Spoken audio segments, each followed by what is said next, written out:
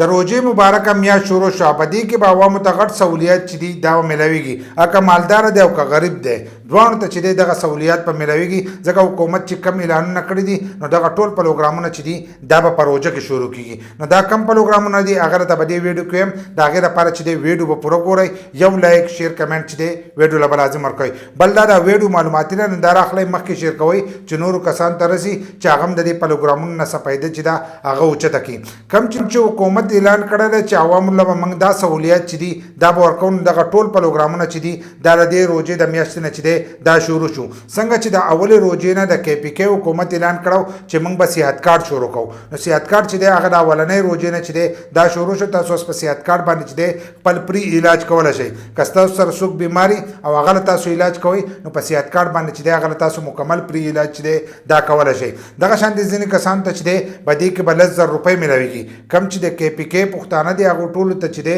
هغو ته به 10,000 روپۍ چې دي دا ملاویږي چې کم د دې مستحق دي نو هغو ته به دغه 10,000 روپۍ چې دي دا به ورکوي هغه ولې چې موږ به د احساس پروګرام نه چې دی د دې ډیټا به رالو هغه کسانو چې دی دا 10,000 روپۍ چې دي دا به ورکوو ځینې کسانو به دا تپوس هم کوو چې د بېنظیر روپۍ چې دي دا به راکل نه شروع کېږي نو دا به تاسو ته هم د دې روژې په میاشت کې چې دی د وس نه به ملاویږي نو ځینې کسانو ته چې دی 10,000 روپۍ به ورته هغه هم ملاویږي او د بېنظیر د روپۍ چې دي دا به ورسره هم ملاویږي نو 20,500 روپۍ چې دي دا به تاسو ته ملاویږي دغه شان د په وړو باندې چې کومه سبسډي ده او په هغې کې چې کم رعایت کړی دی هغه به هم تاسو ته ملاویږي لکه هغه وړه چې دي دغه به تاسو ته هم ملاویږي ارزان وړه چې دي هغه به تاسو ته د روژې په میاشت کې ملاویږي دغه شان د کومه بجلي چې د لوډ شیډینګ چې دی نو هغه لوډ شیډینګ سهولت چې دی دا به هم تاسو ته ملاویږي 3 ګنټې به په پېشمني کې نه ځي او 3 ګنټې چې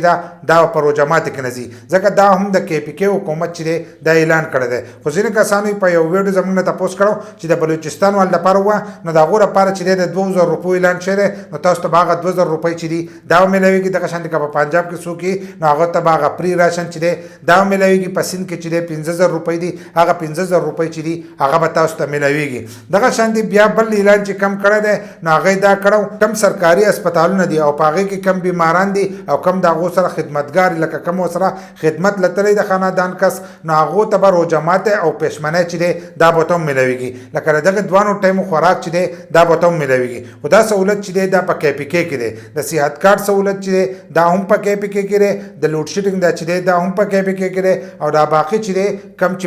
پري راشن دی نو دا به خالي تاسو ته په پنجاب کې ملاویږي په بلوچستان کې به 2,000 روپۍ ملاویږي او په سیند کې چې دی 15,000 روپۍ به ملاویږي او دا وړو دا سبسډي چې دا به هم تاسو ته په کې پي کې کې چې دی دا به تاسو ته ملاویږي نو دا سهولیت چې دی دا به تاسو ته د روژې د میاشتې نه چې دی دا به ملاویږي د روژې میاشت خو الریډي شروع شوې ده نو د وس نه چې دی تاسو ته به دغه سهولیت چې دی دا به ملاویږي